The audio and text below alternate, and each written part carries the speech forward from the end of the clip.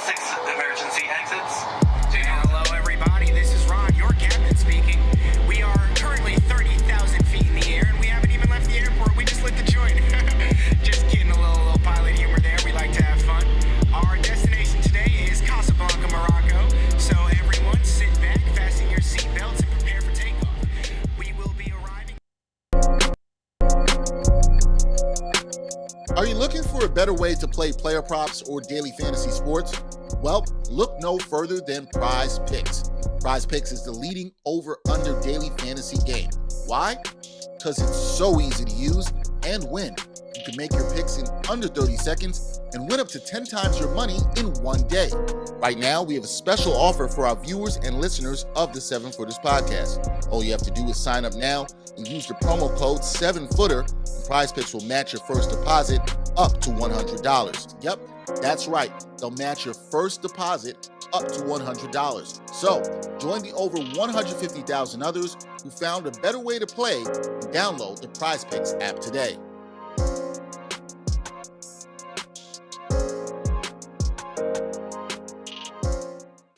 Seven Footers crew, what is going on, guys? We are officially in the off season, as they call it, because the NBA Finals have happened. The Warriors have won their fourth title in 8 years after beating the Celtics 103-90, and it wasn't really much of a nail biter, that one, Jarod. Took it in 6 games.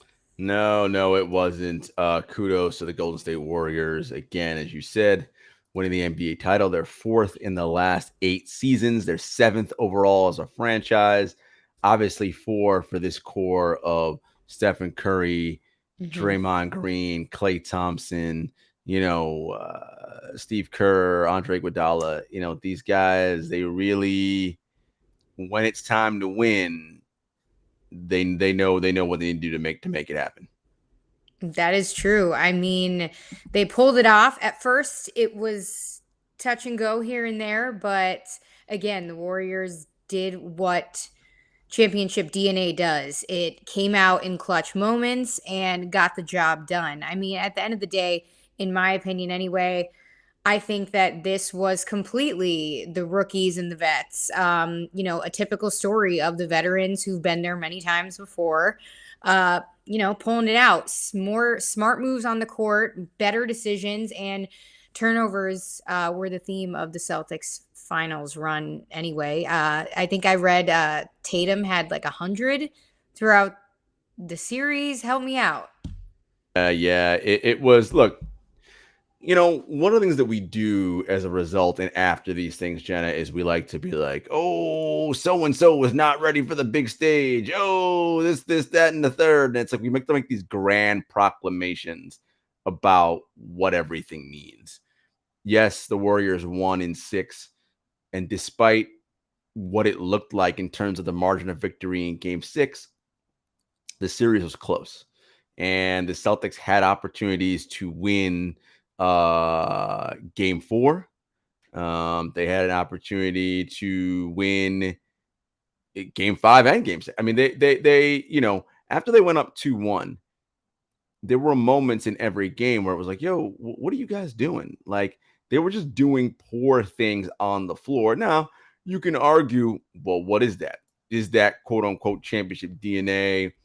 Is it, a young team not ready for the moment?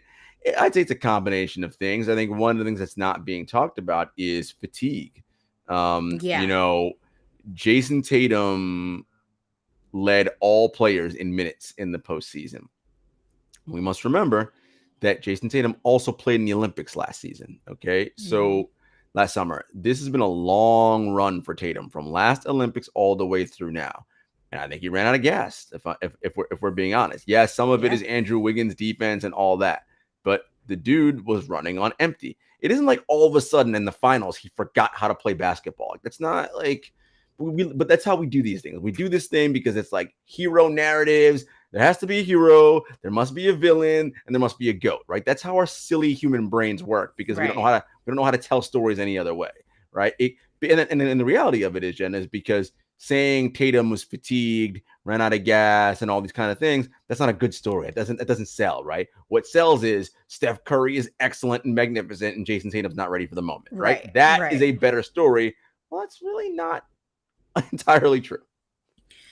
No, 100%. I mean, them being gassed isn't a cop out when you see what these guys have been through. Again, you mentioned the Olympics run, how the seasons have been messed up in terms of schedule, and these guys getting shorter off seasons, but they had just come off a tough 7-game series. Two in a row, back to back. 2 in a row. Yeah, back to back.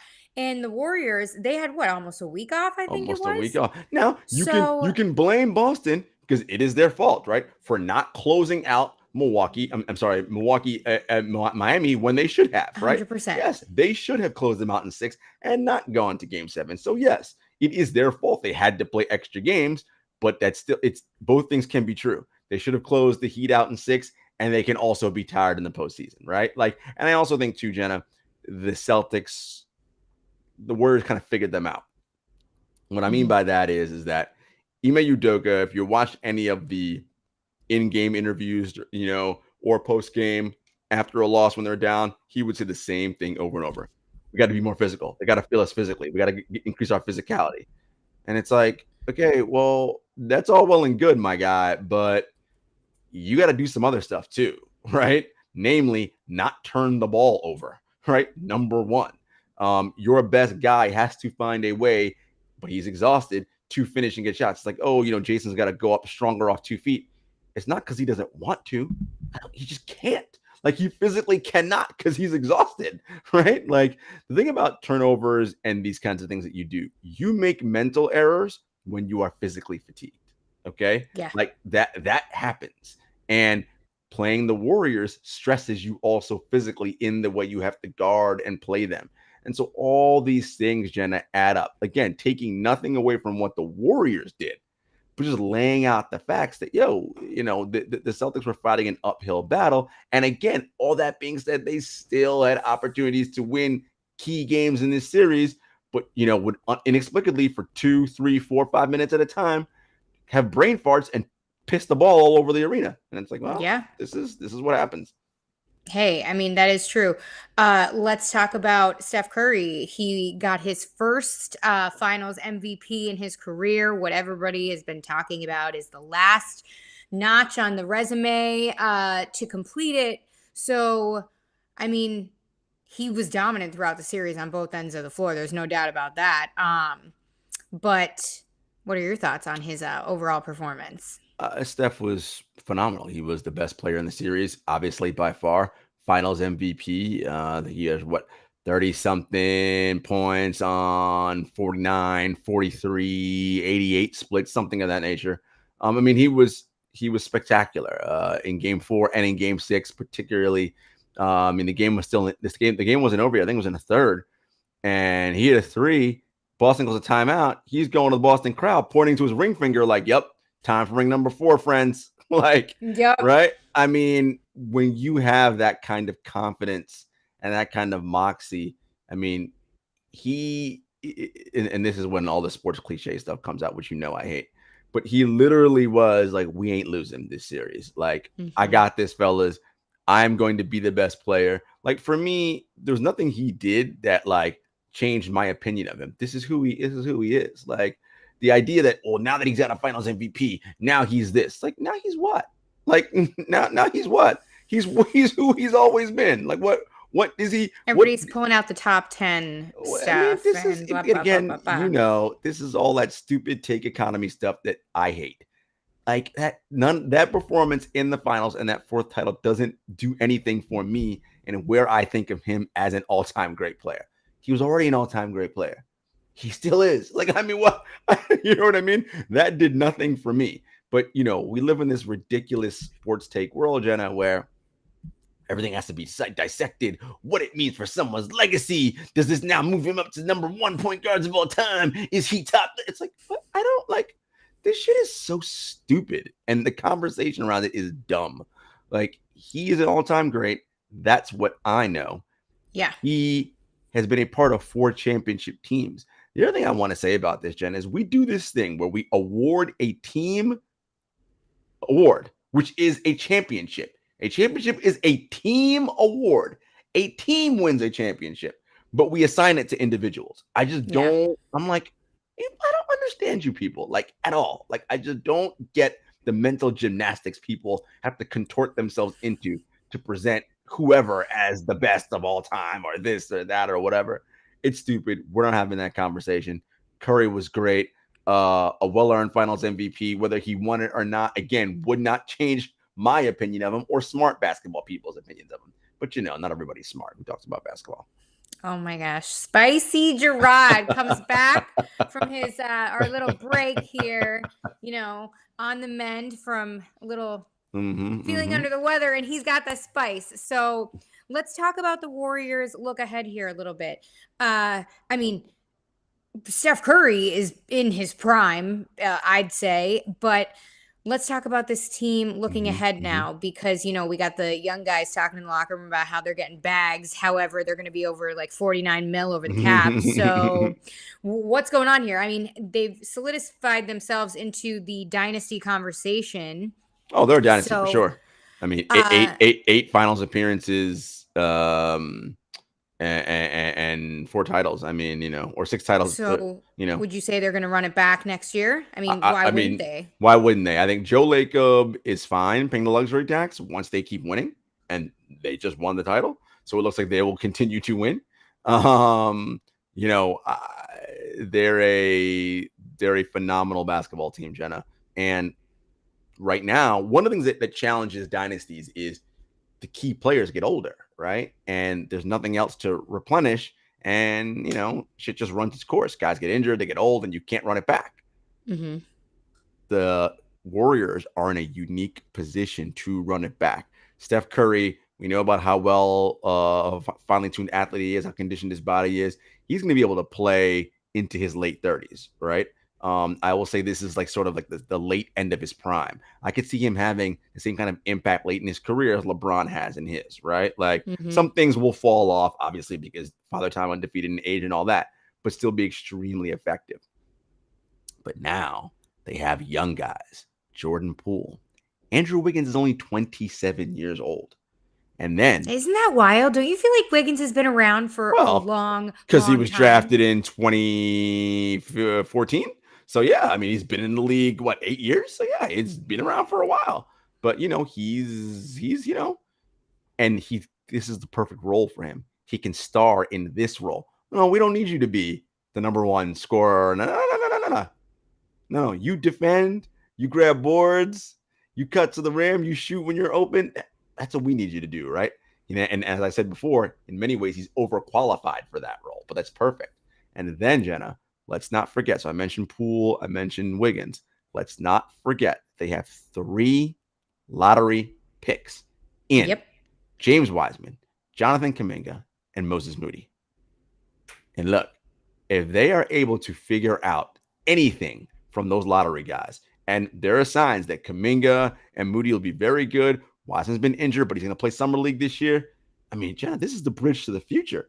If those guys project to be who they are talent-wise, and they're already in this system, this is going to allow Steve Kerr to give the older veteran guys, Clay, Steph, Draymond, rest during the regular season so that they are their freshest come postseason time, and you can implement these guys. Now, look, will Wiseman, Kuminga, and Moody all hit and be contributors on a finals team in 2023? I don't know. I don't have a crystal ball. But if they can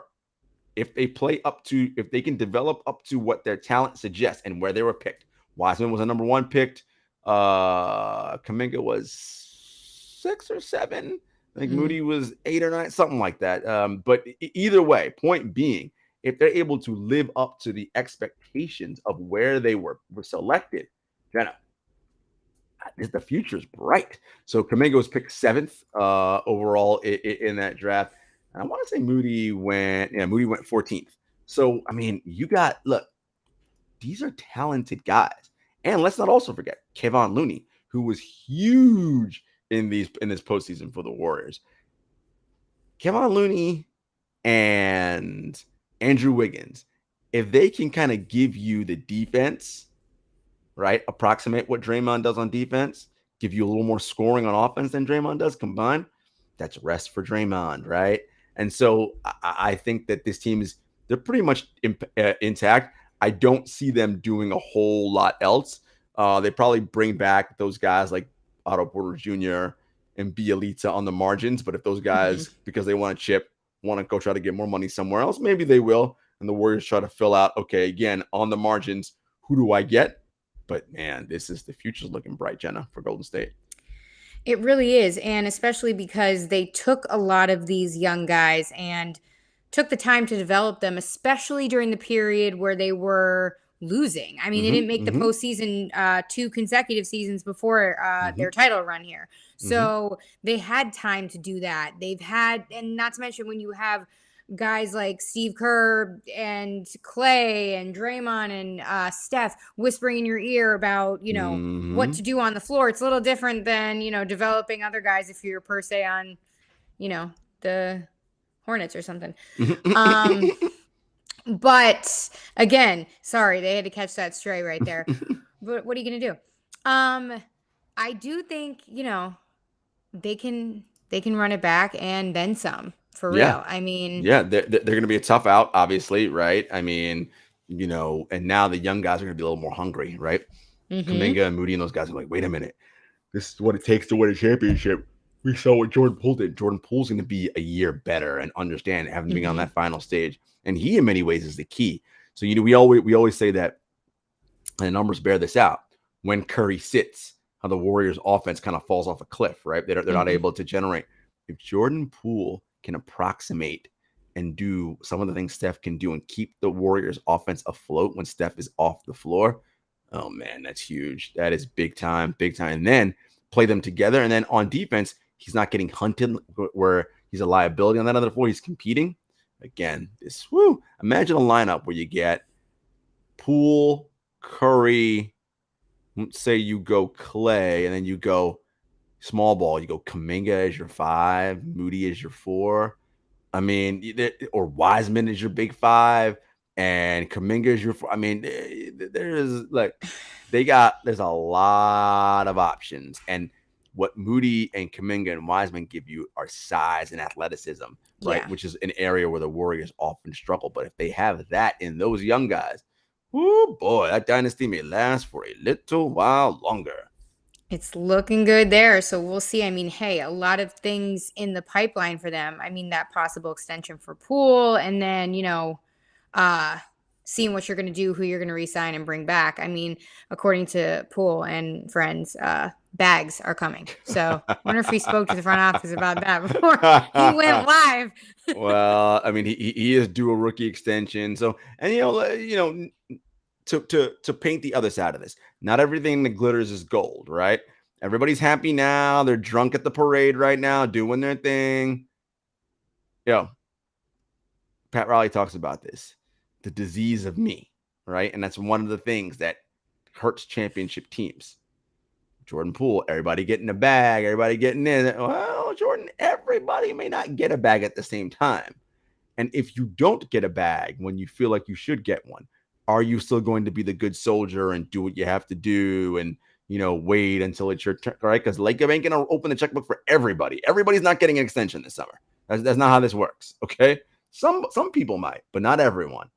If you are not one of those people, how you feel about it, right? Yeah. Are you still going to show up to camp, do what you got to do, play your part, but and not let it fester and linger and cause other issues, right? This is the other side of winning a championship. We'll see. Totally. I'm not saying it's going to happen with Steph Curry and that kind of locker room leadership. I don't see it as a problem, but you never know. You never know. I mean, hey, like we always talk about on here, when it comes to the bag, These guys can get a little petty. They could get, No doubt. No doubt. a little mad. So speaking of petty, I mean the Warriors have been petty to the moment that we're recording this. They had their parade in San Francisco today on Monday that we're recording this, and man, is Draymond Green just unhinged to say the least. I mean, he's like, basically, I'm paraphrasing, but he gets on the mic. He's like, yeah, F everybody else. I'm going to continue to troll people on Twitter. I'm going to continue to do this, continue to do that. Yeah. And they are just going for it. He hasn't Yeah. stopped. Social media has just been on one with him. Listen, Draymond said in November on his podcast, don't fuck around and let us win a championship, because you ain't going to hear the end of this. So he gave the warning in November and told everyone, don't fuck around and let us win a championship. Well, guess what? That is true. Y'all fucked around and let them win a championship. So listen, this will be the summer of Warriors pettiness. You will not hear the end of them chirping. And look, we know all great athletes need motivation and things to drive them. Those 2 years that they weren't good, the first year after, so 2020, when they were 15-50, whatever that awful record was, when Steph broke his hand, and the last year when they didn't make the playoffs, they heard everybody talking about them, saying they ain't good no more, they too old, Steph ain't winning no more titles, he's a front runner, this, that. They heard it all. They took notes and they wrote down who said what. And they are coming to open up a can on everyone. I mean, and it started literally the night they won the championship in the post game. Steph did the whole, somebody said I wasn't going to win any more championships. The whole zero thing, coming at Kendrick Perkins and Dominique Foxworth. Listen, they coming for everyone. They remember. And that's, that's what champs do. They use slights and motivations. Everyone knows who watched The Last Dance and that famous meme with Michael Jordan. And I took that personally, right? The Warriors took all that shit personally, okay? And they're all summer. Draymond's not going to shut up all summer long. He's going to be talking. You saw he's in the back and forth with John Morant on the Grizzlies, because Clay, after they won Game 6, said, I was just going to ask you if you saw your boy Triple J. Oh, I mean, look, and getting the business from Clay. Called him a bum and a clown. He's like, friggin' bum, clown, strength in numbers. I'm like, all right, Clay, calm down, my guy. Let's not lose our minds. But and then John Morant's like, we live in rent free, and Draymond's like, nah, we cashing that real estate. We got real estate in Boston instead. It's like, all right, listen, this is a competitive league. Guys are gonna talk shit, and when you win, you are entitled to shit talk. Nobody stunts or shit talks more than the Golden State Warriors. Amen to all of that. But let's also forget, I don't know if anyone did their research, but this game where Triple J tweeted that. It's like a regular season game in March or something. Triple J, Draymond, Clay, and Steph all did not play. Yeah. So why are y'all talking about it's just this so stupid. game? It's just so None of them played. It's so dumb. I mean, and that goes back to that series, this playoff series against the Grizzlies and the Warriors, which was contentious, right? The code series. And I said this to you, Jenna. I thought Steve Kerr played a master hand. He got the Grizzlies thinking about everything else but basketball. Talking about, not Desmond Bain, Dylan Brooks, he broke the code, right? You got them focusing on everything but basketball, because the Warriors knew, damn, this Grizzlies team is young and athletic. They're really good. They're causing us problems, but they're not ready. They haven't been on the stage before. They don't know about the psychological warfare that you got to be ready for. And they got them out their game, right? And the Grizzlies, to their credit, right, fought back without John Morant, went to 6 games, right? And they argue, John Morant's healthy. We beat the Golden State Warriors, right? And so, and this will be interesting. So now we're talking about, is this the game, the Christmas Day matchup? Draymond Green said, I think John Morant said, yeah, you guys come down to Memphis. And Draymond was like, nah, homie, champs play at home on Christmas. Just the constant back and forth. Listen, again, it is going to be the summer of pettiness. The Warriors, and Steph Curry said it himself, he is the king of petty.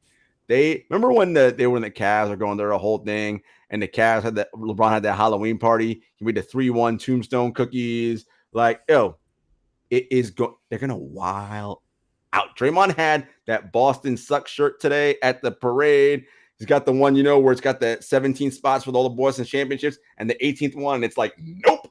Like, it's just, listen, again, Draymond said in November, don't fuck around and let us win a championship because you ain't going to. He set the warning up.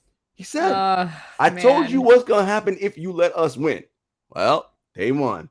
So, and they're going to be entitled to it. It's going to, Draymond going to be talked in all summer long. It's going to be a long summer.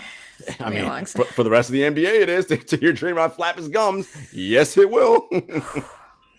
All right. Well, let's talk about the other side, the Celtics, because, I mean, yeah, they didn't go home with the chip, but they have a lot of foundation that they built for another title run. Again, younger team, fresh on their legs. I mean, the defense speaks for itself. These mistakes are mistakes now that they could take and turn around and really benefit themselves. They have a lot to be proud of here. I mean, they have budding stars happening here and a great foundation, like I said. So what's next for the C's here? What do they have to do this summer to really what should they take from this championship run and apply it for next season? They know they have what it takes to get to an NBA Finals. So now I think as players and as coaches, Ime Udoka, and what a hell of a season he's had, you're going to have to know that on the NBA Finals stage, you can't be so wedded and tied and dogmatic in your approach and stuck to your principles, right? Like, we play physical defense. That's what we got to do. We got to just get more physical. No, man, y'all got to find a way to do more things on offense to get easier buckets for Tatum. Okay. You got to make some shots, and it's the ability to get more out of their bench, right? Pritchard and Grant Williams and a lot of these guys were no-shows, in the NBA Finals. Robert Williams will be healthy next year. He's going to be a huge piece. Can you get Marcus Smart to, and not just Marcus Smart, Jason Tatum as well, to make better decisions with the ball on offense, right? Because there are a lot of times, Jenna, where the Celtics, again, not even with the turnovers, 24-second shot clock, they don't get into their first action until 11 seconds to go. And it's like, what are you Then you have doing? to rush and you're panicking. And not to mention their minds aren't as sharp as, It's just like, what are you doing? Warriors. Like, So it's like, you've got to play like your hair is on fire all the time, right? You got to get into your first actions early.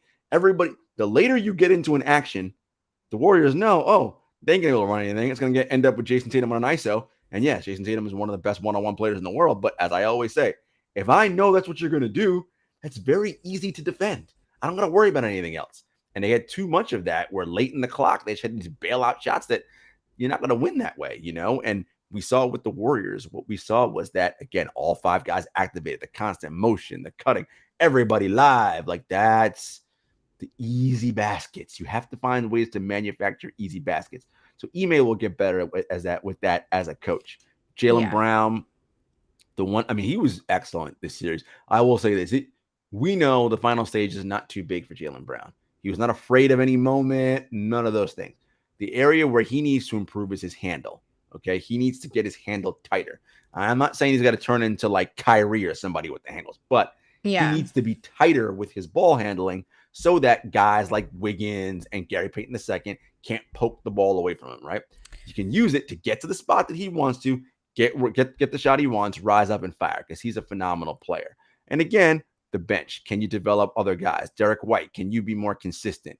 What moves can they make on the margins? Because the nucleus of a team to win a title is here. They just went to 6 games, they could have won, right? They could have. The nucleus. They played lazy in that last game. Is there? It is there. They need to tweak some things, right? And realize there's another level that you have to be able to ratchet yourself up to that they were not able to get to. And speaking of Jaylen Brown, really quick, why is it that we, and not we as in you and I, but I guess the collective, society, fans, the media, whatever you want to call it, why is it that everybody automatically is so quick to call him the number 2? Why can he not be the guy?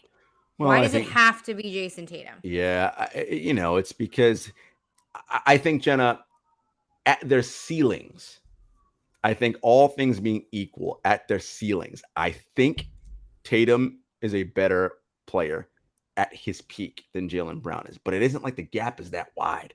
Look, Right. That's why I asked. I've been saying forever. I was like, I kind of like Jaylen Brown better, right? Like, I just, it's the pedigree with Tatum coming from Duke and and all that jazz. Yeah. Look, and Tatum is an incredible shot maker. Like, I mean, he's an alpha apex predator wing player. We know, but so is Jaylen Brown. Jaylen Brown is good, and he's a competitor, Jenna. He fights. Look, I think you can have a 1 and a 1A situation.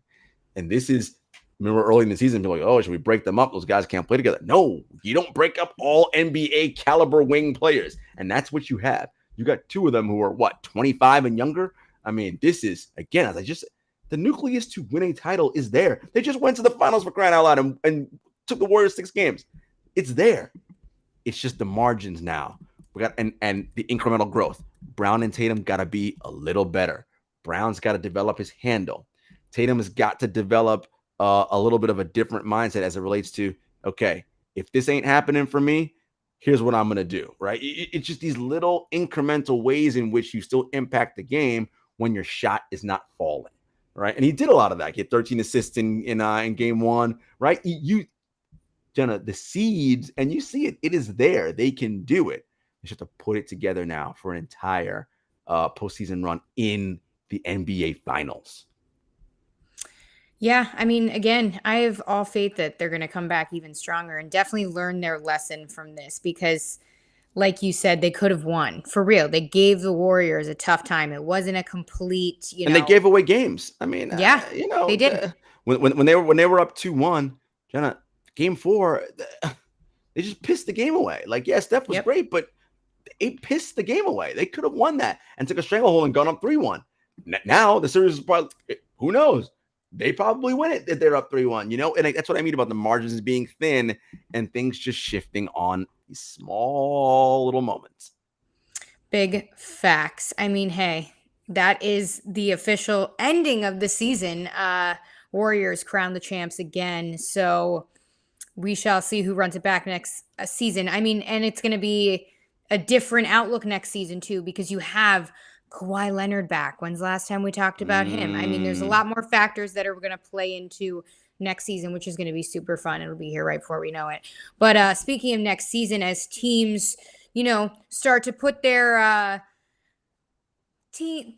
brains together in the off season, see what they could do, get their teams better, make some trades. We got some things rumbling around in Brooklyn. And of course, longtime listeners of the podcast will know that Jarod knows his way around the locker room in Brooklyn, we'll say. So according to The Athletic, this went wild today. Kyrie Irving and the Nets are currently in standstill talks about his future. So that means it could open the door for him to, explore the open market. He has until the end of June here to exercise that $36.9 million player option for the next season. So, I mean, no surprise here that there are more dramatics happening around Kyrie Irving, as we have known and went through this past season. But what's the deal? What is this? I mean, I thought we had a plan, Kevin. First off, this clearly is information being leaked by Kyrie's camp. That's clearly what this is, right? Well, yeah, because then he went on social media right after and was posting all cryptic, right? Brother Muzone gifts from the wire. Like, it's just like what we doing? And then the leak about, is he going to the Knicks? Is he going to the Clippers? Is he going to the Lakers? Oh yeah, those 3 teams linked to him. Here's the reality of the situation: Sean Marks, Nets GM, and Joe Tsai have serious concerns about offering Kyrie a long-term maximum deal for obvious reasons, right? Kyrie has proven since he's been in Brooklyn, summer of 2019, to be an unreliable employee, right? Yeah. Get to that first year, he has the shoulder or whatever. He bucks back and forth with the team about their doctors versus his doctors, blah, blah, blah, blah, all that. Okay, cool. Next season, Kyrie disappears. He needs a PTO, takes off like 2 weeks in the middle of the season to do I don't know what.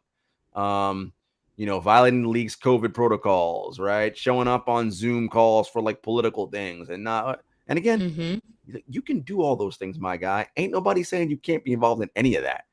But you've made a commitment to be a part of a team with your guy, Kevin Durant, to win a championship, right? That was the point. Then the January 6th insurrection at the Capitol happens, right? People are like, damn, was Kyrie going to take off work then? Who the hell knows? I mean, this dude. I think he did take a few days during the Capitol. This dude riots. Does not show up to work, right? And so Sean Marks and the Nets are like, yo, man, a 5-year Supermax deal for someone who in the total games he could have played, I think he's played in 101 games as a Net and missed 123 or 124 or something like that. I mean, it's kind of just like. Unless you work out something in that contract that says, you got to come to X amount of, you got to show up basically. I mean, and this is the issue, is that Kyrie is unreliable. And in a team atmosphere where the goal is everyone has to subjugate their own personal agenda and personal ego to all row in the same direction to get towards the championship, one of your best players can't be doing this. And then, of course, there was last year with his refusal to take the vaccine, which, by the way, Jenna, let's juxtapose that with what happened with the Warriors. The Warriors also had a player who refused to take the vaccine at the beginning of the season. His name is Andrew Wiggins. He eventually acquiesced and took the vaccine. Andrew Wiggins is an NBA champion today. I'm not saying that, if Kyrie took what I am saying is, here is Things someone could have turned out differently. Here is someone who had a belief that and remember we watched that press conference, Jenna. Andrew was defiant. He was like, I don't ask you what your personal beliefs are, right? Yeah. It didn't seem like he would, didn't seem like he was going to take it, right? He eventually took it, didn't miss any games. And the big thing is it didn't cause any distractions. What it signaled to the team was, this is important to the team that we all row in the same direction. I'm going to follow suit and do what is necessary. Kyrie, halftime, blah, blah, blah, blah. I'm not doing it. Nets said, okay, well, you're not going to play. Then Kevin went to them and said, nah, Kyrie got to play. And then now it's like, he comes for road games. And that type of environment is not conducive to winning. It just isn't. Like, you cannot have dudes who show up in and out. And no matter what the Nets players said in public to the media, they were not happy with how that went down. Shit, we know James Harden forced his way out because he was sick of Kyrie's bullshit. He was like, oh, man, we all took the jab. Like, you got to take it too, bro. Like, right. And this is the problem, right? Is that Kyrie wants to do things on his own agenda and his own timeline. And, that's cool and all, but not when you are part of a team and your goal is to win a championship. And the reality, Jenna, is that this is the bed that Kevin Durant and the Nets have made. You have tied yourself to an uber talented player who is extremely flaky and unreliable. That's just a fact. He just is. Yeah. I mean, his history is littered with it. Every stop, there's something. And now, this posturing back and forth in public, there's only so much the Nets can do, right? It isn't like, okay, if Kyrie decides not to opt in and he decides to be a free agent, the Nets can't just go sign somebody else into that space. There's no cap space. That's not how it works. Okay. Yeah. The only thing they can do to help if they want to move on from Kyrie is sign him to a deal and trade him. But in order to execute a sign and trade, Kevin Durant must sign off on that. And I don't see that happening. Here's the thing that just really, it stumps me. I mean, Kyrie, this was your idea. But okay. Secondly, I always say this because there's always some sort of different issue with Kyrie. I always say on this podcast to you, we're human. Like, Kevin's got to feel some type of way. How does Kevin feel? This and that. Now we're on our what number issue? What does Kevin think? I mean, there's got to be a point where he at least gets a little frustrated. And again, I'm not trying to poke the bear and cause problems. he has to be mad at his BFF. But at this point, it's come on.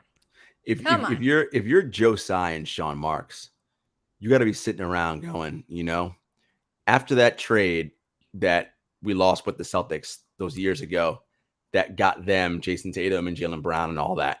And everybody was like, oh, the Nets are going to be a disaster.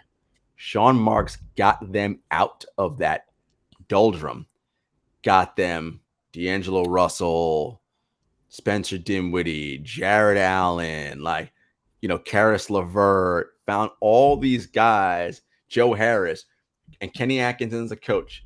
And they made the playoffs for 2 years in a row. They weren't a great team, but the culture was there, right? They had control of their draft capital.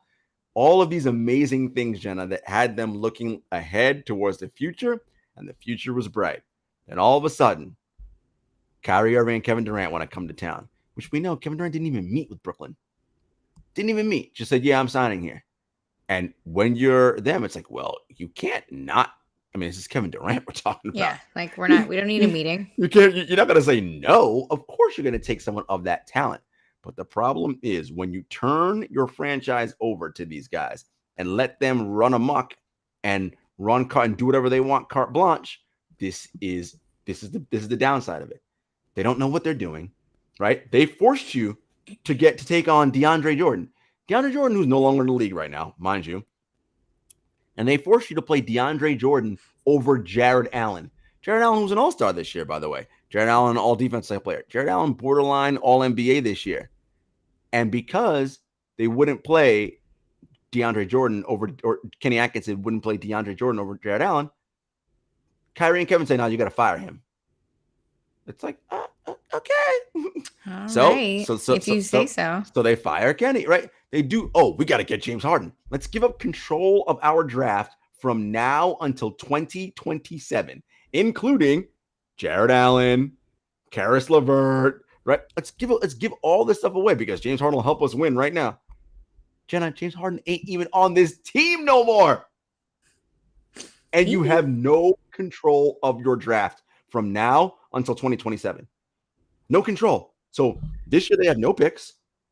Next year, they have a pick swap with Houston. And for those of you who don't understand what a pick swap is, that means depending on whom finishes where, Houston could be like, ooh, Brooklyn, you're going to be actually worse. So we're going to take that pick, actually. We're going to be better. And you take our pick, which is going to be shittier than your pick. From now till 2027, they do not control their own draft. And for what? A player who isn't even there anymore. Risky business. This is what happens when you let superstars dictate what goes on. And again, I hate to do the comparison thing, but you compare it to what happened and what's going on in Golden State. Stephen Curry has just as much power to tell ownership and tell the GMs, no, this is what I want. I want this guy. I want that guy. Trade these. Because he's Stephen Curry, after all. He can do that. Same as LeBron, same as KD, same as anybody. But what's the difference? Curry trusts his GM in Bob Myers, trusts his head coach in Steve Kerr, trusts his owner in Joe Lacob, and says, all right, this is our plan. Steph, we're going to do concurrent timelines. Young guys to take us into the future, and we think you, Dre, Clay, when healthy, you guys will be fine, and we can win now, and we can win in the future. All right, guys, I trust the plan. I trust the process. Let's make it happen. Lo and behold, who are NBA champions sitting here today? You see what I'm saying? Like, yeah, it is for real. And this is the difference, right? Listen, your beloved LeBron James, same problem he having right now in Los Angeles, right? If he was more patient, the Lakers would still have Lonzo Ball, Brandon Ingram, Alex Caruso, KCP. I wonder if they had those guys, would they be in a better situation today than they are? Probably they would. But nope, LeBron doesn't want young guys. I got to win now. Okay, well, fuck that. He's saying, yeah, fuck them draft picks. Okay. Well, this is what you have now, right? And this is the challenge, right? It is not about individuals anymore. Franchises and systems and the machine win titles. No matter how individually great and brilliant a player is, you need that full complement working. Teams win. Big facts, Strad. Love when you go all out in your explanations here. I actually was just checking out a tweet that Kevin Durant just sent about 20 minutes ago. Oh Lord, what do you say? You know how Charles Barkley made that comment that, he was the bus driver of the Warriors and blah, blah, blah. Kevin said, quote, "All this shit is nasty. Another terrible analogy from a hating old head that can't accept that we're making more bread than them. It's just timing, Chucky. Don't hate the playa." One thing we can count on, Jenna, is KD will Oh not my get off God. Twitter. He will stay on Twitter and he will, do his thing. Look, the sad part about this in Brooklyn, Jenna, is that playoff run last year against the Bucks when Harden was out, Kyrie was hurt, and Durant almost single-handedly dragged the Nets to the conference finals. That may be the high watermark of this Kevin Durant, Kyrie Irving partnership. Because even assuming, look, and because, again, there's no mechanism for Kyrie to go anywhere unless it's sign and trade. So if Kyrie's back, one, and there's no person alive who was like, yeah, he's going to play a whole season. No one thinks that. So you got Kyrie, who knows if he's going to play a whole season. He probably won't. Ben Simmons, who we haven't seen play basketball in over a year. Who the hell knows what he's going to look like? Kevin Durant, and I don't know whatever the rest of that mismatch is. You got a bunch of free agents you got to re-sign. You're going to go on a luxury tax for a team that, I don't know, at best is going to make the first round of the playoffs. Listen, things change quick. And again, this could have all been different if they still had Jarrett Allen, Karis LeVert, Spencer Dinwiddie. But no, you didn't want those guys. You had to go out and, because we need James Harden, who, well, he's not here right now. I think the team would be a lot better off if they had those guys and allowed some younger guys to develop along with KD and Kyrie. But hey, is what it is. Yeah, I'm definitely curious to see how this is going to play out because, again, like another Kyrie Irving issue. Hey, say he's gone. Do they make a steep run? The only way he's going to go, in my opinion, is going to be in a sign and trade. Because even if he's a free agent, Jenna, there aren't a bunch of teams that have cap space to sign him. So, right. And if I'm although it only takes one, if I'm another team, why do I want to sign that dude on my squad? For what? He ain't going to show up to work. Exactly. And these teams that are in the mix, right? They have to do Lakers a lot of trading and moving pieces around. Yeah. The Lakers are committing to, it sounds like they're committing to Russell Westbrook there. And you got the Clippers. And, do you really want Kyrie? You already have KG. You're gonna have to get off. You're gonna have to get off Paul George or Kawhi Leonard. You can't keep all three. Yeah, that's what I mean. What's the trade-off there? It's disastrous. Look, Kyrie's gonna be back in Brooklyn, and for lack of a better term, this is the bed the Nets made. I got a lie in it now. That's it, and that's all she wrote. Let's talk about what's going on next in the association. The NBA draft this Thursday. Hey, we just ended the season. Why not start stacking for the next? So what do we have to look forward to in this draft, Jarod? Who should they be looking out for? Yeah, so obviously everybody's looking at the top of the draft, right? With Chet Holmgren from Gonzaga, Jabari Smith from Auburn, and Paolo Banchero from Duke. Those are the three names that everybody's talking about. Jaden Ivey, also from Purdue, is excellent. Ben Mathurin is another guy who I had his trainer on with us on our True Hoop podcast. He's another player that's going to go in the top 5. Keegan Murray from Iowa. There's a lot of talent. Sheldon Sharp from Kentucky. There's a lot of talent. But Jenna, here's what I want to say about the draft. Inevitably on Thursday, when your team drafts someone that you've never heard of, or it's not the person you think because you didn't see his highlight tapes with dunks and threes and whatever the hell, and you boo and you throw shit at your team and you get on Twitter and you're like, this is why my team sucks, blah, blah, blah. No, that is not why your team sucks. Jenna, I want to throw some names out for you. Jordan Poole, Desmond Bane, Preach, DeAnthony Melton, Terrence Mann, Draymond Green, Nikola Jokic, just to name a few. Why did I name those names, Jenna? Those are players who play prominent roles for their teams, some of them in NBA finals, who were not picked in the lottery or in the top 20 in the first round. They were Mhm. late 20s or second round picks. My point is, the draft has 2 rounds. There is talent everywhere.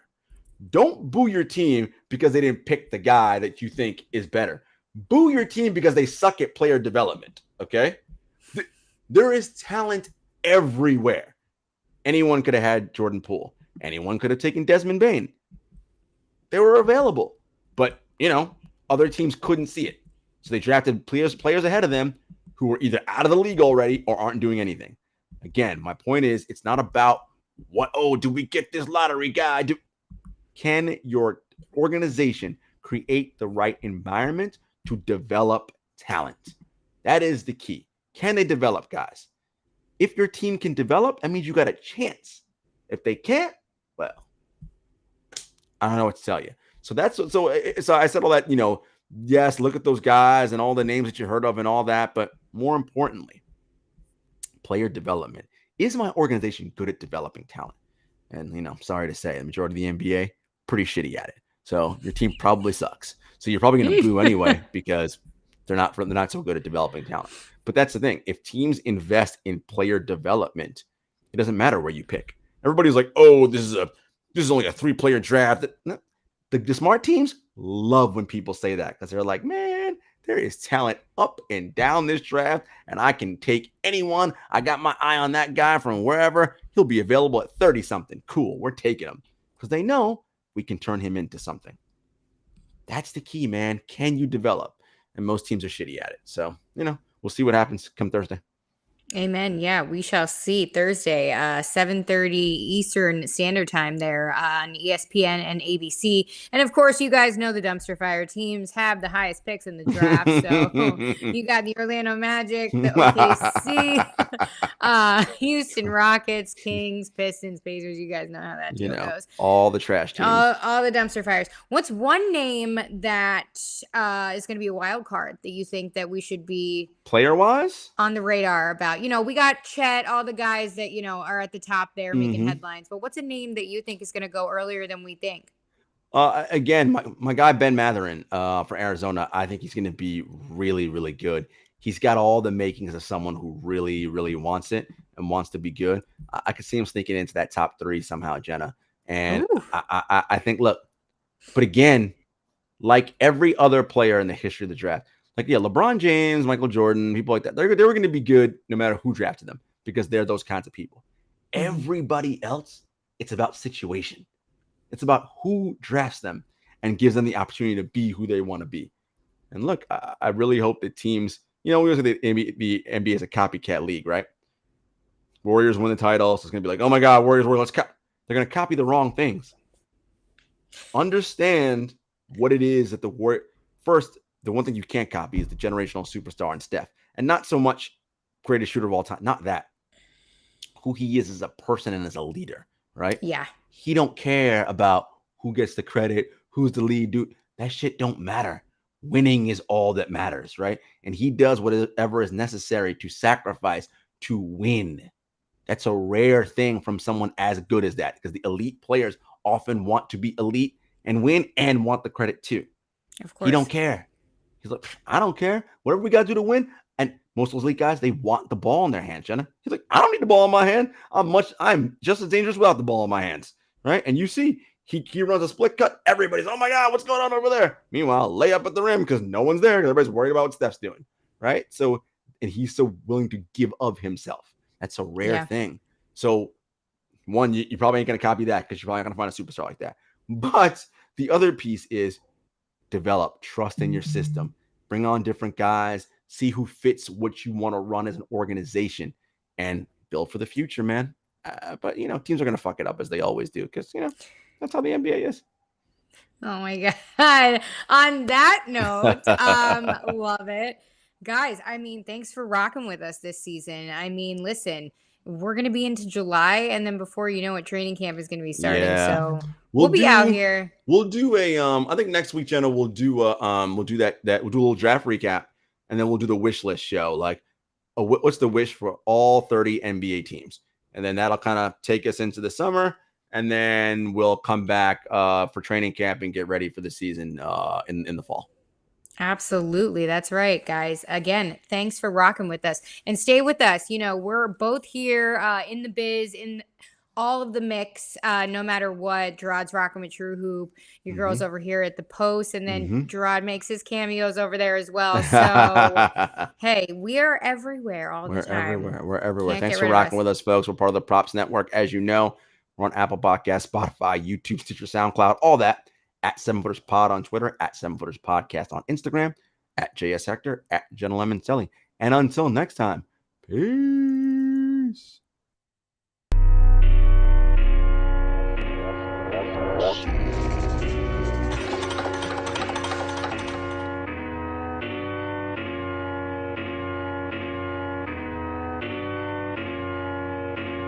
Spent a couple years out here with these raps, trying to have a plan that we made come true. Applied to some jobs, but I ain't hit back. I don't want to trap with some man going.